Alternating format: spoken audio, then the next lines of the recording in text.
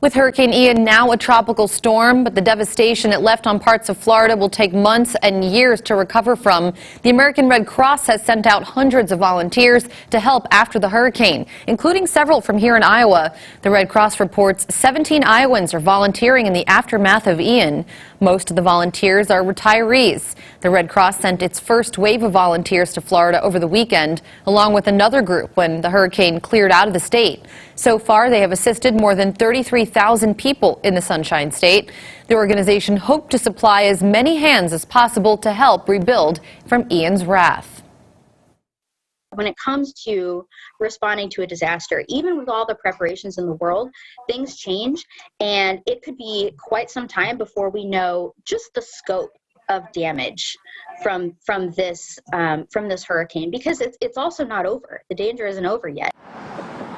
The Red Cross also has Iowan volunteers ready to deploy to South Carolina when Ian makes landfall once again.